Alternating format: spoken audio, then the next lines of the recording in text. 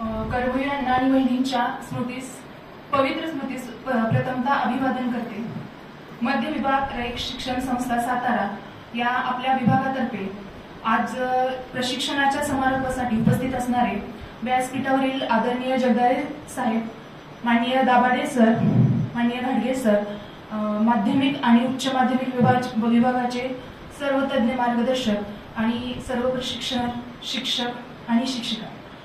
खरं तर sir AI याबद्दल फक्त आम्हाला आर्टिफिशियल इंटेलिजन्स एवढंच माहिती होतं आणि रयत शिक्षण संस्था ही नेहमीच पुढे असते, म्हणजे प्रत्येक संस्थेच्या पहिलं पाऊल रयत शिक्षण संस्थेचंच असतं पुढचं, हे आम्हाला माहित आहे।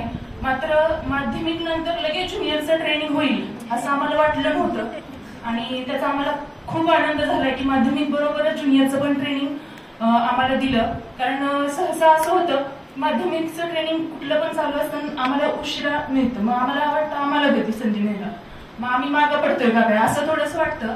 पण नोकरीच्या मध्यावर असताना आता 2019 पासून जसा कोरोना आला तसं पहिल्यांदा खडू फळा म्हणजे ऑफलाईन किंवा फक्त खडू आणि फळ्याचा आधार घेऊनच आम्हाला टीचिंग करायचं होतं, आमचे शिक्षक पण तसेच होते। मात्र परत कोरोनाच्या कालावधीत ऑनलाईन टीचिंग आलं, आता AI आलं, अजून पुढे काय काय येते सगळं आम्हाला अपडेट राहणं असणारच आहे। आणि आमचे आदर्श दाभाडे सर की जे तासगाव शाखेमध्ये सहकारी म्हणून होते, सहकारी शिक्षक पण ज्येष्ठ शिक्षक होते, त्यांनी त्यांच्या एका व्याख्यानामध्ये सांगितलं होतं की मी सतत पुढे जाण्याचा प्रयत्न करत असतो आणि दाभाडे सर दिसले की मला असं वाटतं खरंच काहीतरी आपण पण त्यांच्या समोर पुढे जाण्याचा प्रयत्न करावा। म्हणजे एक थोडासा आदर्श आपल्या समोर जर असेल तर 100% आपण पुढे जातो।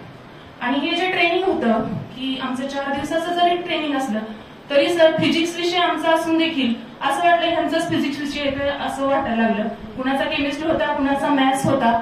आणि पवार सर, घाडगे सर, त्याच्यानंतर शिंदे सर, टिळेकर मॅडम, कडू पाटील सर, देशपांडे सर अतिशय चांगल्या पद्धतीनं त्यांनी आमचं ट्रेनिंग घेतलं। पवार सर, घाडगे सर यांची अगोदर ओळख होती, शिंदे सरांची पण होती, त्यामुळे आम्हाला AI बद्दल अशी जास्त भीती वाटलीच नाही। कारण शंका आली की लगेच पवार सर, घाडगे सर म्हणायचं सर, किंवा टिळेकर मॅडम देखील PC इथे येत होत्या, शंका निरसन करत होत्या। आणि जसं व्याख्यान पद्धतीनं ट्रेनिंग होतं म्हणजे कंपल्शन असतं म्हणून ट्रेनिंग आपण बसतो तसं सर अजिबात झालेलं नाही। म्हणजे इतकं छान वाटलं की आपल्याला पण काहीतरी करायला मिळालं।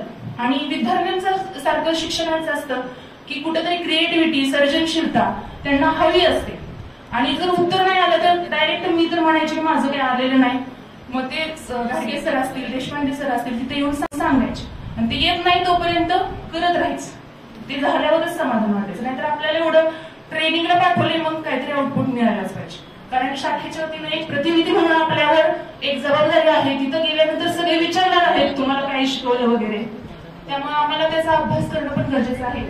तर या ट्रेनिंगच्या अंतर्गत फक्त आम्हाला AIचं ट्रेनिंग मिळालेलं नाहीये तर फिजिक्स पण कसा शिकवायचा म्हणजे गॅमा AI PPT मेकर तर्फे नुसता पॉइंट जरी टाकला रोटेशनल डायनामिक्स किंवा मेकॅनिकल प्रॉपर्टीज ऑफ फ्लूइड त्याच्या PPT तयार होतात। AI bad AI, good AI हे शिकवण्यात आलं।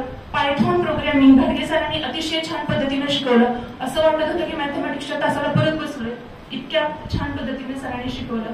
मशीन लर्निंग असेल, देशपांडे सरांनी शिकवलेलं, त्यानंतर IoT असेल, टीचेबल मशीन असेल, स्क्रॅच तर्फे कार्टून कसं तयार करायचं हे पण शिकवलं। म्हणजे असं म्हणतात की फिजिक्स विषय असला की माणसं बोरिंग असतात किंवा त्यांना इतर ह्याच्यात इंटरेस्ट नसतो, असं अजिबात नाही।